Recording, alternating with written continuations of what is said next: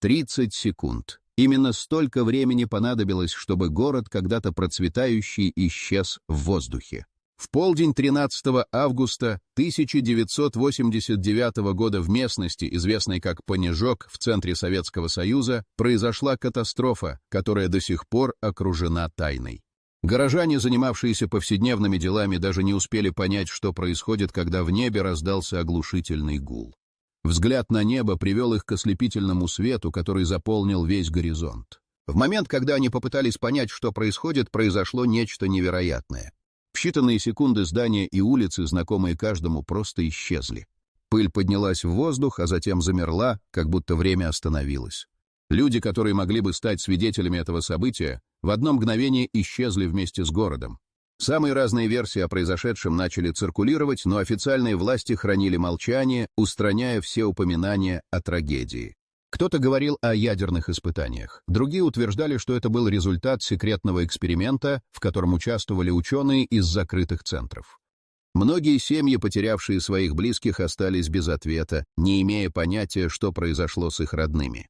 Говорили, что в окрестностях города замечали странные световые явления, которые предшествовали катастрофе. Однако вскоре все эти разговоры затихли, когда новости о трагедии начали исчезать из газет и телеэфиров. Город, некогда населенный тысячами людей, стал темой запретного обсуждения. Секреты и молчание властей породили мифы, которые продолжали жить в умах тех, кто остался. Исчезновение Понежега стало не просто событием, а символом того, что такое может произойти с любым городом и с любыми людьми. Спустя несколько дней после исчезновения местные жители начали искать своих близких, но их усилия были тщетными. Поиски всех пропавших людей закончились безрезультатно, никаких улик, никаких следов. Лишь пустота и молчание, которые накрыли территорию, где когда-то кипела жизнь. Официальные лица, столкнувшись с растущими вопросами о произошедшем, лишь отмахивались от них, как от назойливых мух, предлагая откровенно абсурдные объяснения. Тем не менее, в тени этого молчания начинали развиваться другие истории. Истории о тех, кто видел и слышал больше, чем могли себе представить. Исчезновение Понежега стало фоном для множества легенд и слухов. Более того, это событие привлекло внимание исследователей и ученых, которые начали изучать влияние на человеческую психику и окружающую среду. Вопрос оставался открытым, что же на самом деле произошло. Почему об этом молчали и почему это событие так быстро было стерто из истории? Ответы на эти вопросы оставались загадкой, ожидая своего часа. Тем временем тени прошлого продолжали преследовать тех, кто хоть раз слышал о трагедии. В первые дни после исчезновения Понежега местное население пыталось собрать информацию о случившемся. В городе, который остался лишь в воспоминаниях, начались собрания, на которых люди делились своими переживаниями и догадками. Однако каждый раз, когда кто-то пытался говорить о происшествии открыто, на него смотрели с опаской. Страх перед властями подавлял желание говорить. Горожане вспоминали о том, как в последние месяцы перед катастрофой в окрестностях проходили странные учения, на которых присутствовали незнакомцы в военной форме. Они никогда не объясняли, что именно происходило, и вскоре покинули город. Слухи о секретных экспериментах начали распространяться, но вскоре стали объектом насмешек. Каждый, кто осмеливался озвучить свои мысли о том, что происходило, получал ответ в виде зловещего молчания. Местные власти предпочли игнорировать ситуацию, а федеральные медиа полностью замалчивали трагедию. Существовала версия, что причиной молчания стали высокие интересы государства. Научные эксперименты на территории Понежега, возможно, имели отношение к разработкам, которые могли бы навредить репутации страны. Несмотря на молчание, находились те, кто продолжал задавать вопросы. Группа исследователей, публицистов и местных журналистов начали собирать информацию о Понежеге. Они исходили из предположений, что в основе загадки может быть скрыт научный прогресс, слишком опасный для того, чтобы о нем говорили публично. После нескольких встреч с очевидцами, которые утверждали, что видели странные устройства и слышали необъяснимые звуки, появилось понимание. Понежег не просто исчез, а стал жертвой эксперимента, который вышел из-под контроля. Наблюдая за растущим недовольством, власти решили действовать решительно. Вечером 14 августа в город прибыла специальная комиссия. Они провели встречу с местными жителями, на которой попытались обсудить ситуацию. Однако вместо открытости и готовности к диалогу комиссия настаивала на том, что Понежик просто был эвакуирован из-за опасности природных катастроф. Их слова звучали неубедительно, и люди начали понимать, что истинные причины сокрыты. На следующий день во дворах и на улицах прошли аресты тех, кто пытался поддерживать разговор о произошедшем. Силовики забирали людей в черных микроавтобусах, оставляя за собой только страх и молчание. Те, кто оставался, вскоре поняли, что говорить о Понежеге стало небезопасно. Местные жители начали самоцензуру. Они смеялись над слухами, даже если в глубине души понимали, что это не просто мифы. Если вам понравилась история о загадочном исчезновении Понежега, не забывайте подписываться на наш канал, ведь кто знает, может, следующий выпуск откроет тайны, о которых даже не догадываются власти. А если хотите поддержать наш проект, загляните по ссылке в описании или отсканируйте QR-код на экране, ваша помощь как раз поможет нам раскрыть еще больше секретов. Каждое обсуждение оборачивается шепотом, словно город снова жил в страхе, забытой историей, и молчание, являющееся отражением тайны, упорно оставалось между ними. Город Понежег когда-то был живым и динамичным местом. Он располагался на берегу реки и славился своей промышленностью. Заводы и фабрики обеспечивали рабочие места, а жители гордились своим благосостоянием. Однажды в 1982 году власти разработали план по модернизации города, который включал строительство новых жилых комплексов и социальных объектов. Горожане с надеждой смотрели в будущее, не подозревая, что это будущее не будет таким, как они его представляли. К этому времени в Понежеге начали появляться слухи о научных разработках. На его окраинах открылись несколько закрытых учреждений, которые были обнесены высокими заборами. Местные жители видели, как туда заходили и выходили люди в белых халатах, но никто не знал, чем именно они занимаются. Вскоре после начала модернизации города стали происходить странные события. Люди замечали, что в окрестностях начали происходить аномальные явления, световые вспышки в небе, странные звуки и даже редкие случаи исчезновения домашних животных. Несмотря на это, жизнь в Понежеге продолжалась. Горожане отмечали праздники, устраивали ярмарки, и казалось, что все заботы остались позади. Однако в последние месяцы перед катастрофой происходило что-то необычное. Постоянные проверки безопасности и внезапные закрытия предприятий стали обычным делом. В воздухе витала напряженность, и люди начали замечать, что звуки смеха и радости постепенно исчезают, уступая место тревоге. Однажды в апреле 1989 года вышел указ, который требовал от всех жителей зарегистрироваться в местном отделении. Никто не понимал, зачем это нужно, но на улицах закралась паника. Горожане не могли объяснить, что происходит, и только догадывались, что что-то назревает. В тени происходящего местные власти усилили контроль за ситуацией, а строгие указания о соблюдении тишины стали нормой. События, предшествовавшие исчезновению города, стали проясняться лишь после трагедии. Горожане вспомнили о том, как несколько дней перед катастрофой они заметили вспышки света в небе, которые были похожи на сигналы. Многие из них начали связывать эти вспышки с закрытыми учреждениями, которые, как оказалось, занимались экспериментами. Тем не менее, никто не мог и предположить, что происходящее станет предвестником исчезновения. Понежег, когда-то гордый своими достижениями, вдруг оказался в центре чего-то зловещего. Слухи о научных экспериментах, о которых стали говорить после исчезновения, не были новыми. Местные жители сами, возможно, поняли, что их жизнь была частью чего-то гораздо большего, чем они могли себе представить. Это понимание пришло слишком поздно, когда город уже исчез, оставив за собой лишь молчание и вопросы, на которые никто не мог ответить. В последние месяцы перед исчезновением Понежега атмосфера в городе становилась все более тревожной. В конце июля 1989 года местные жители начали замечать, что в окрестностях часто проходят странные автоколонны с военной техникой. Эти машины двигались в сторону закрытых учреждений, и каждый раз, когда жители пытались узнать, что происходит, получали лишь обрывочные ответы от властей. Многие стали подозревать, что что-то необратимо меняется, но никто не мог понять, что именно. С начала августа в городе начались регулярные отключения электричества, что вызывало недовольство у жителей. Люди собирались в магазинах и на рынках, обсуждая все более настораживающие события. Каждый вечер на улицах можно было услышать разговоры о таинственных огнях в небе и странных звуках, доносящихся из лесов, окружающих Понежег. Однако, несмотря на растущее напряжение, большинство продолжало верить в то, что это всего лишь слухи, порожденные страхом. В один из вечеров, когда свет вновь погас, группа молодежи решила провести время на свежем воздухе. Они собрались на площади, обсуждая последние события. Внезапно небо озарил яркий свет, и все замерли, глядя на него. Свет стал заметно ярче, и вскоре раздался оглушающий звук, который разорвал тишину. Люди начали паниковать, наталкиваясь друг на друга в попытке найти укрытие. Свет исчез так же быстро, как и появился, оставив после себя только ощущение надвигающегося бедствия. На следующий день, 15 августа, в Понежеге прошла чрезвычайная проверка безопасности. Комиссия, составленная из представителей местных властей и военных, обошла каждый дом, требуя от жильцов показать свои документы и объяснения о том, что они слышали. Это вызвало еще большее беспокойство среди жителей, которые начали задумываться о том, что происходит на самом деле. Многие из них ощущали, что власти что-то скрывают, но не могли найти подтверждения своих опасений. Накануне исчезновения в центре города появился загадочный объект, который местные жители сначала приняли за нечто безобидное.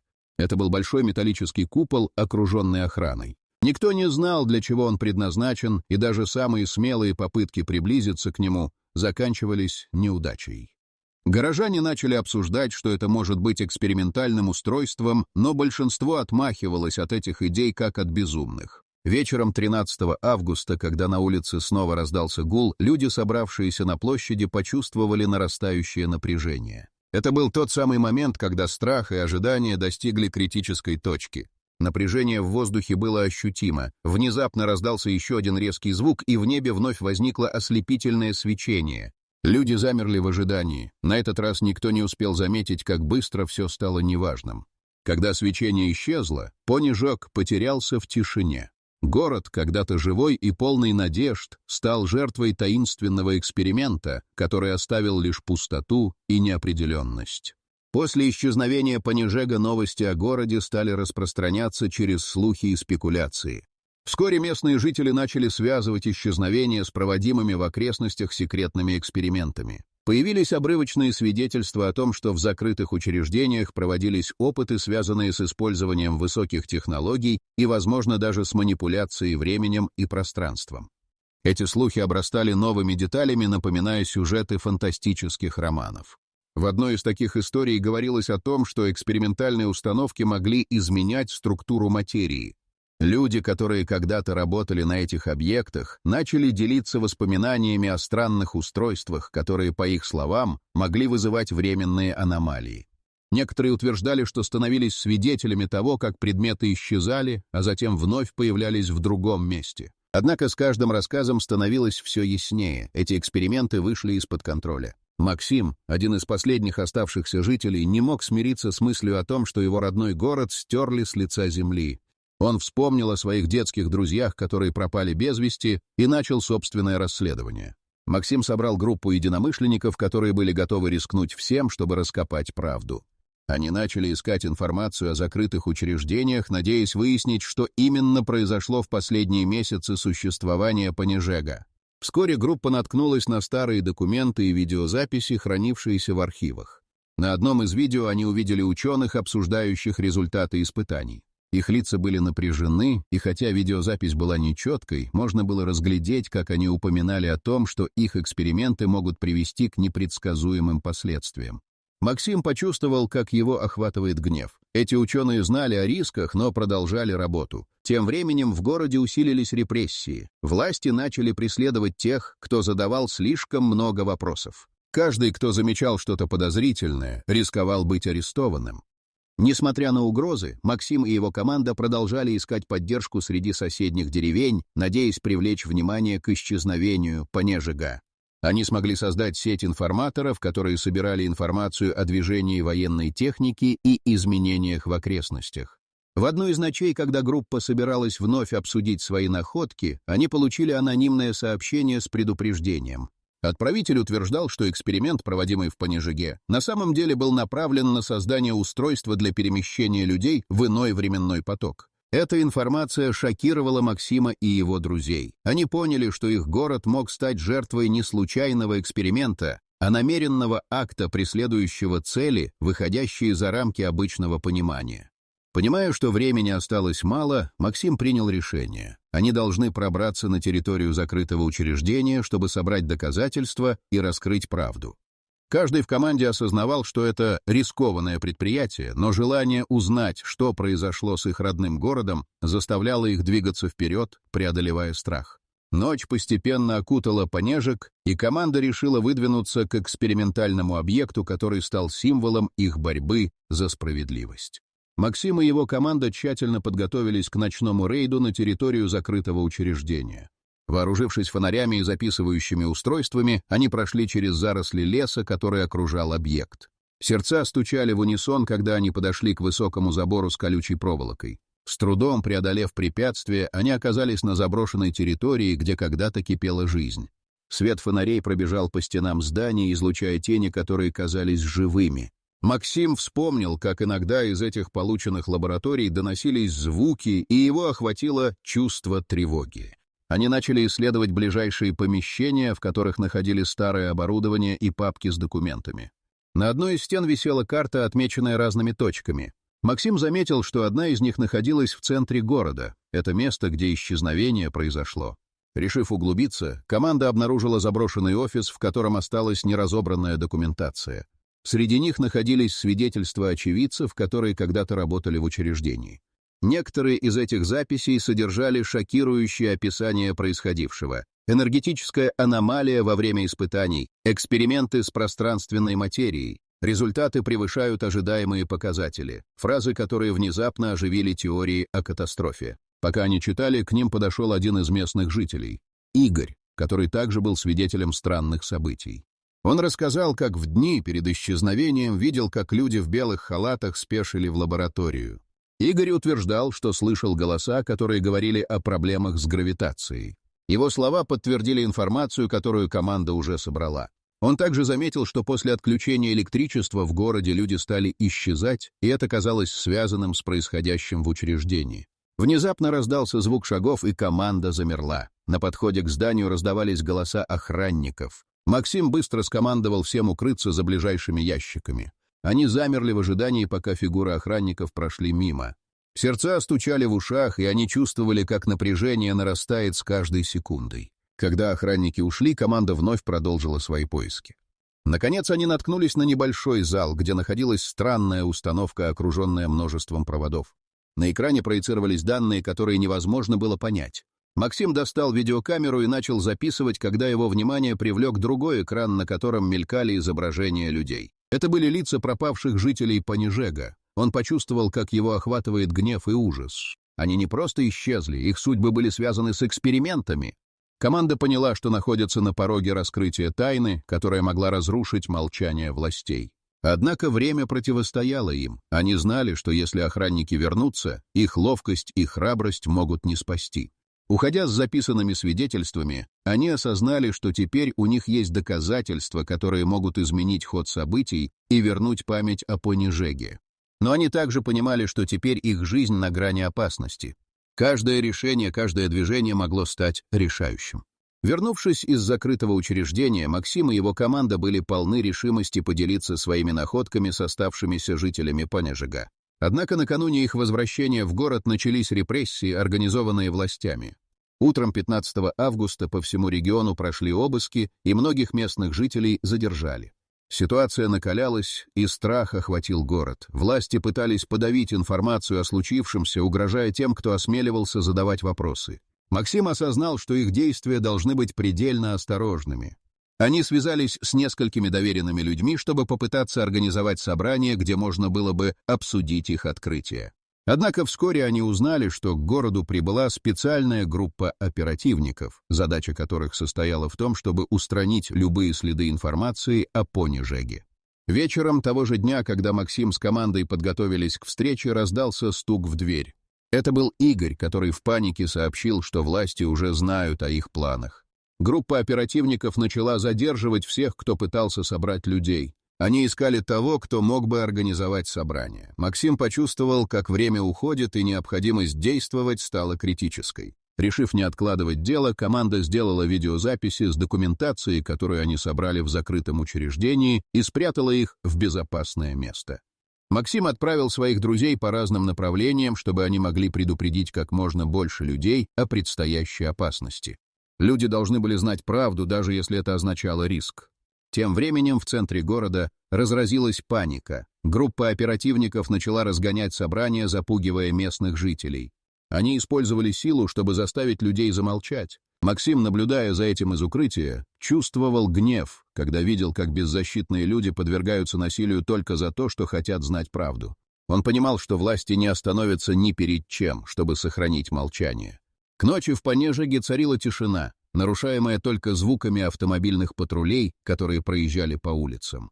Власти объявили о введении чрезвычайного положения. Горожанам запретили собираться в группы, а любые разговоры о произошедшем могли закончиться арестом. Максим понимал, что время уходит, и их находка должна быть обнародована. Он собрал оставшихся друзей и обсудил с ними план. Они решили, что необходимо создать альтернативный канал для сообщения информации. Взяв видеозаписи и свидетельства, команда направилась в ближайший город, где находилась независимая газета. Это было рискованное дело, но они знали, что это единственная возможность привлечь внимание к исчезновению Понежига. На следующий день, когда они покинули свои укрытия, чтобы направиться в другой город, ситуация стала критической. Оперативники уже были на их следу, и каждая ошибка могла стоить им свободы. Максим, чувствуя нарастающее напряжение, двигался вперед, понимая, что это не просто борьба за правду, а борьба за жизнь и надежду тех, кто остался в Понежеге. На следующее утро Максим и его команда, полные решимости, направились в ближайший город, чтобы передать видеозаписи и документы в независимую газету. Они знали, что каждая минута на счету, и что оперативники могут быть на их хвосте. По пути они старались оставаться незаметными, укрываясь в тенях. Сердца стучали в унисон, и страх перед арестом смешивался с надеждой на то, что их информация привлечет внимание к исчезновению Понежига.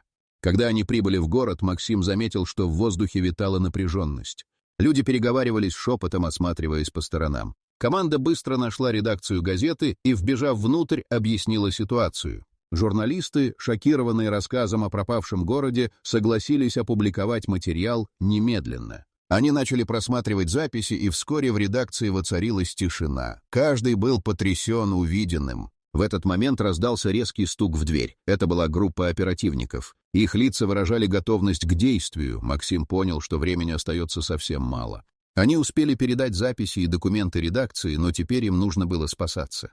Оперативники ворвались в помещение, и началась паника. Затянувшись в коридоры, Максим и его команда выбежали из здания, пересекли улицу и попытались укрыться в соседнем дворе. Пока они бежали, Максим вспомнил о том, что в их видеозаписях содержится информация о пропавших людях.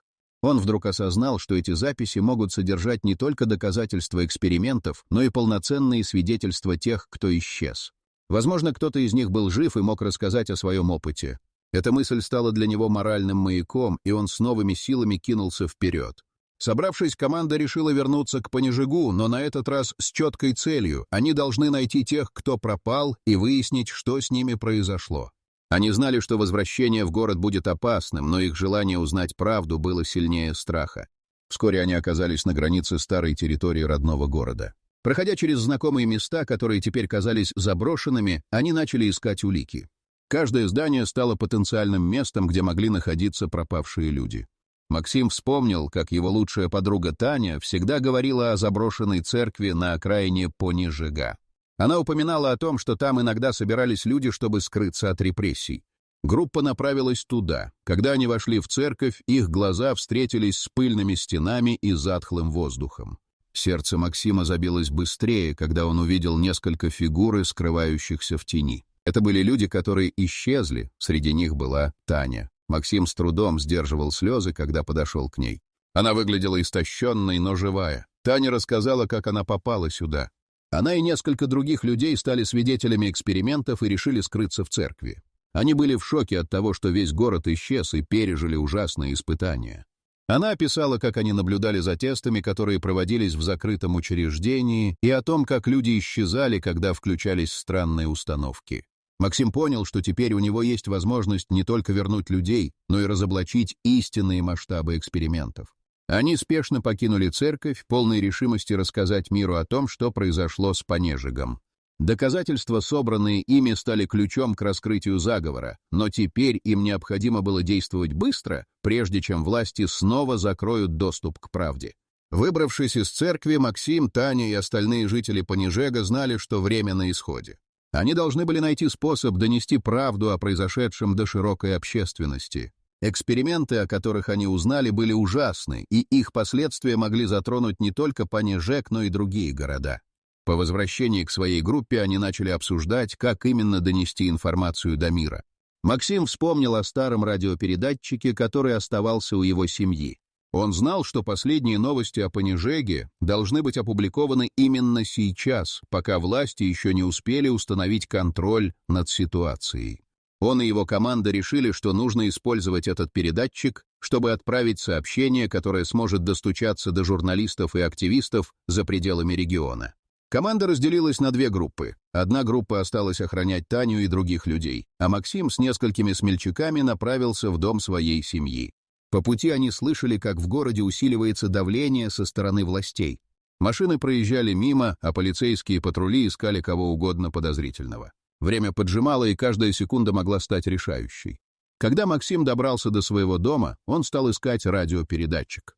Вспомнив, где его хранили, он быстро нашел его в подвале, покрытый пылью.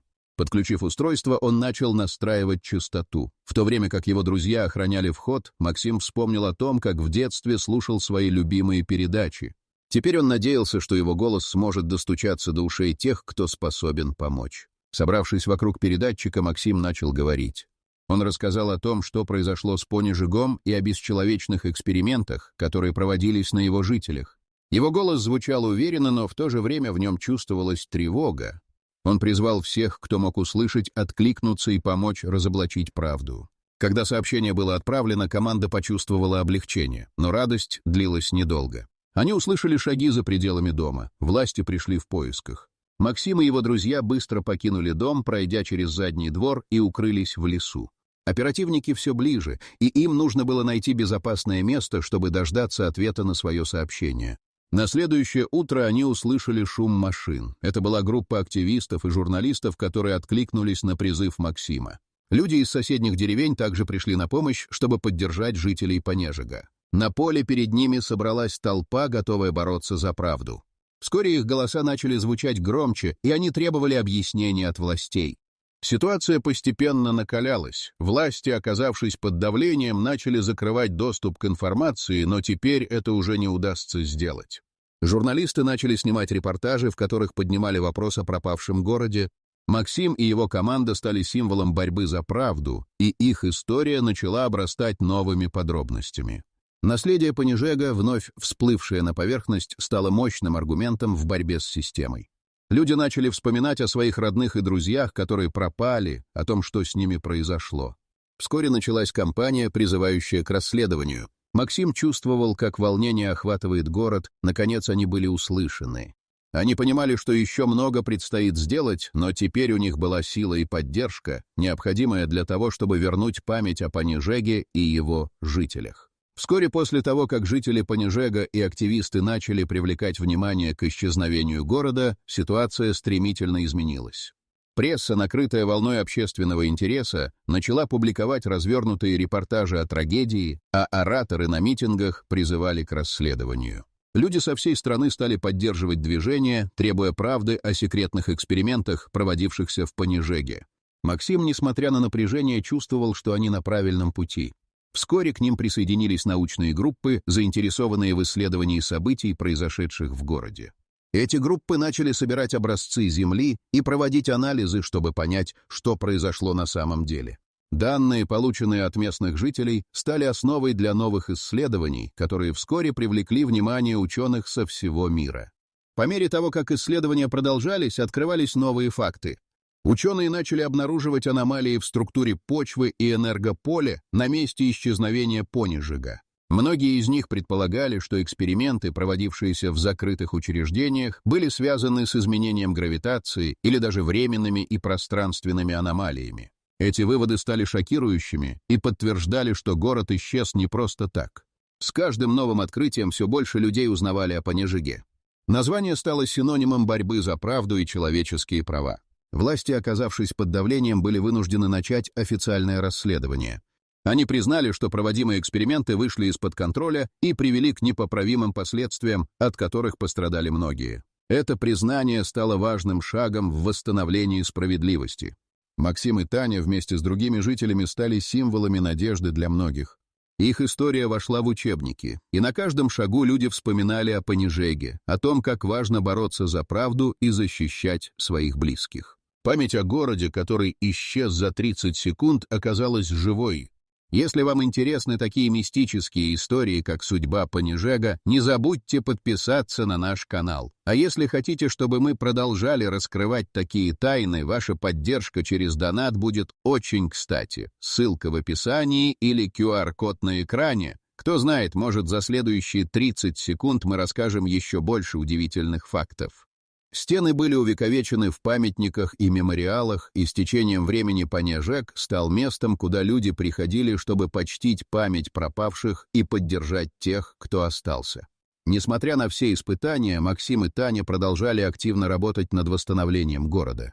Они организовали клубы и мероприятия, чтобы поддерживать дух сообщества. Каждый год в день исчезновения Понежега проводился митинг, на котором собирались жители, чтобы вспомнить о тех, кого они потеряли, и о том, как важно не молчать. Неопределенность исчезновения Понежега постепенно прояснялась, но следы этого трагического события навсегда остались в сердцах людей. История, которая начиналась с молчания, превратилась в мощное движение за справедливость и истину. И хотя город больше не существовал, его наследие продолжало жить, оставляя след в памяти каждого, кто когда-либо слышал о Понежеге.